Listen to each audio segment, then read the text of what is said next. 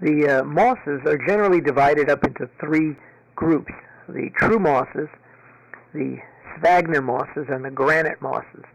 The true mosses have many genera and many thousands of species, and can be found worldwide. Sphagnum moss, however, has only one genus, the genus Sphagnum. There are about 100 species, and the granite mosses are a very, very small group, which we will not encounter. There's only one genus, and there are only a few species, and they grow, as the name implies, on granite rocks, generally in the northern hemisphere. But sphagnum mosses are a group of interest right now. It's of interest because of its great success and its different type of morphology from the regular mosses.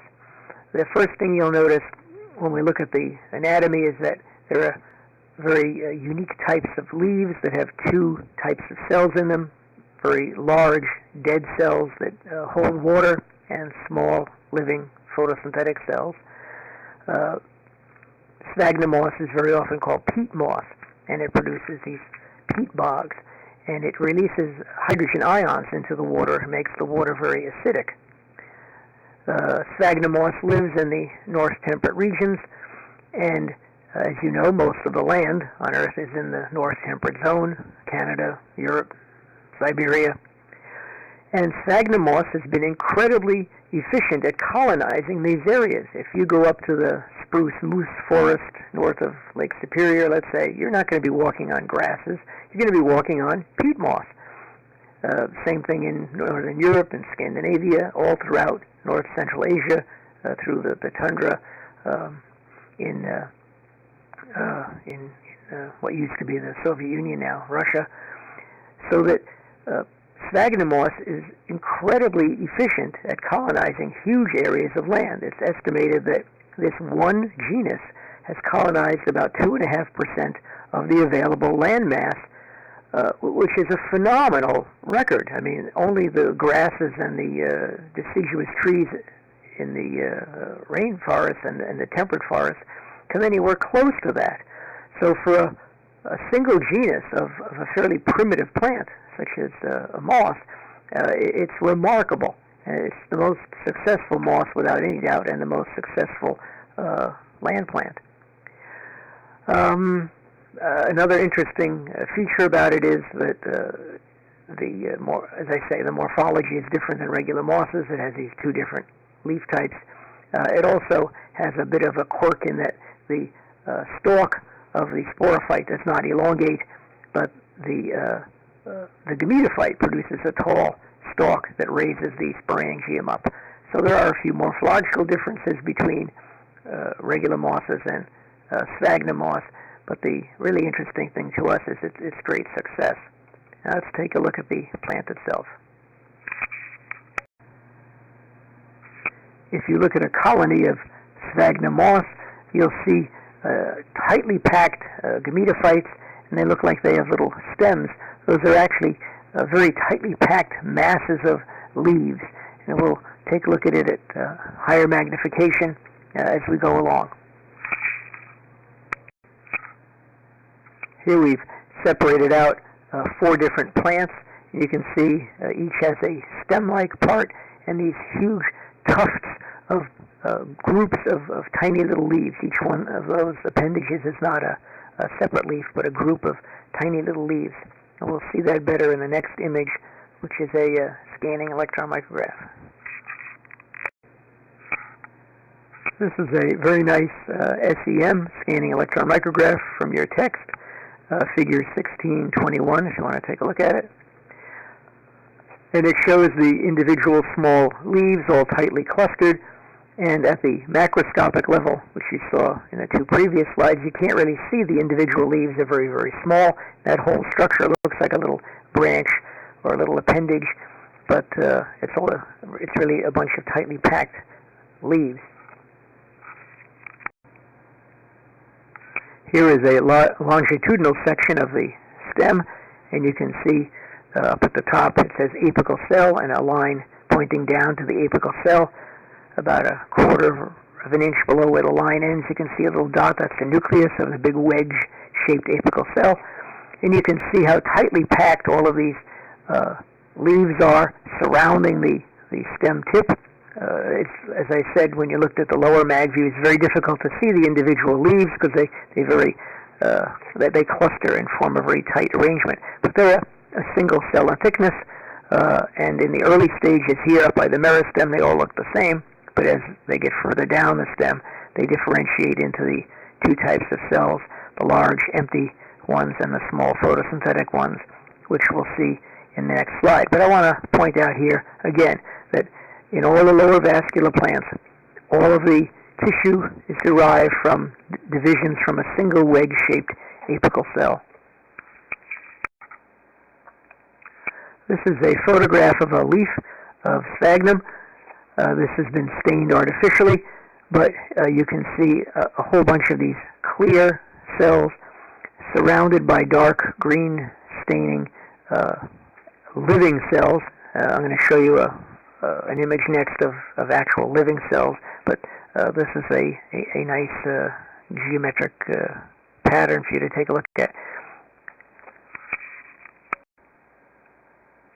This is a light micrograph taken of living sphagnum cells. The technique is called differential interference contrast.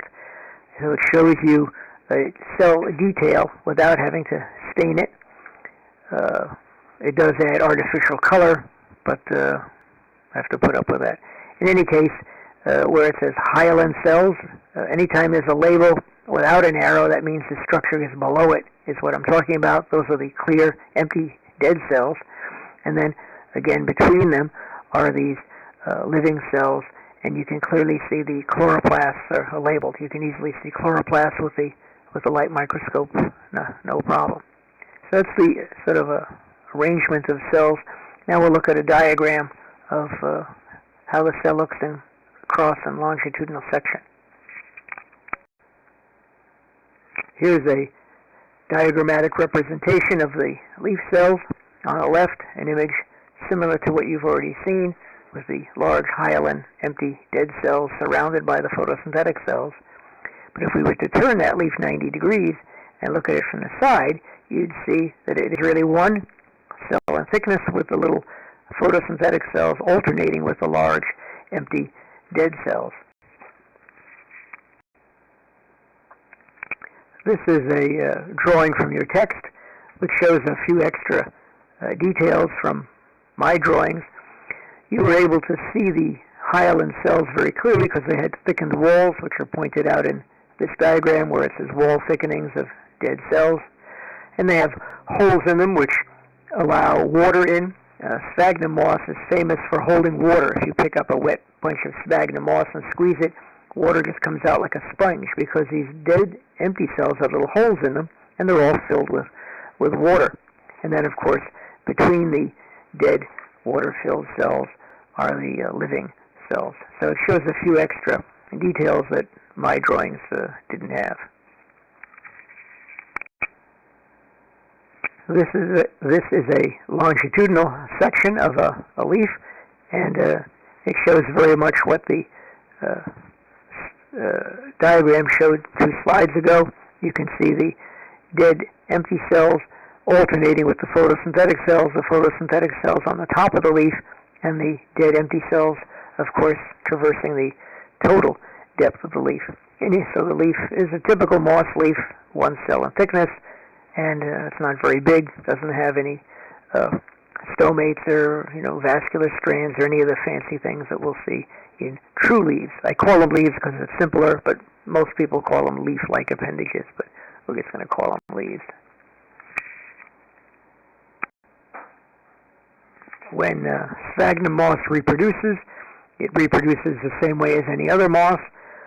It produces antheridia and archegonia, and at the top of a branch here you'll see a cluster of antheridia.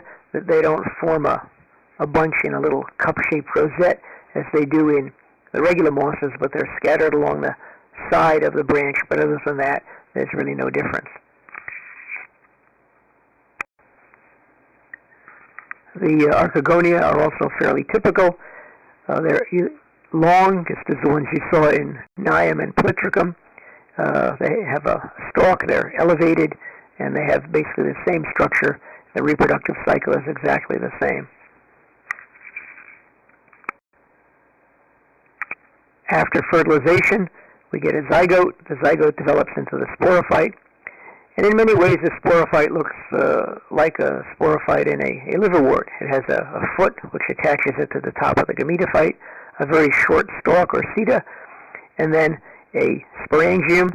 Most of the tissue in the center does not undergo meiosis, so we call it a columella. And then there's a thin layer of sporogenous tissue which will undergo meiosis to form the spores. And for a time, the gametophyte tissue covers over the sporophyte. You can see that up at the top. The tissue underneath the in sphagnum is all gametophyte tissue. The sporophyte will continue to grow, and it'll push itself out of the gametophyte tissue, which will slough off. And then the gametophyte will produce a tall stalk. So if you look at the bottom of this image, there's a tall stalk.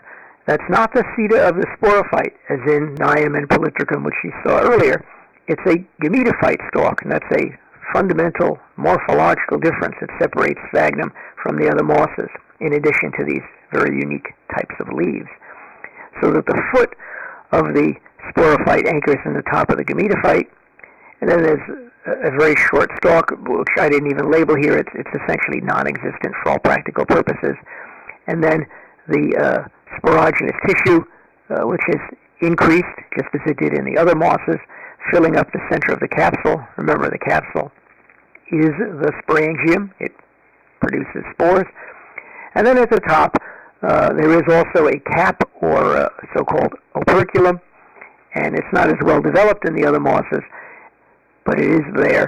And there's a very thin region on each side of the cap called an annulus where it will break apart. We'll see the term annulus when we get to the ferns also. It's just a name given for the mechanism of breaking the sporangium open. There's many different types of annuli, but in any case, this little cleavage area we call an annulus. Eventually, of course, the sporangium will open up and the spores will be released. Here is a picture of some preserved material that we have in lab at Northern, sitting in a bottle of some mature sporophytes. They've turned a little dark in color because of the fixation, but you can see they're just sitting there exposed on this tall stalk, which is gametophyte tissue, and then there's the stems of the gametophytes, and you can just barely see the little leafy projection sticking out, but again, it's hard to see the individual leaves on the gametophytes.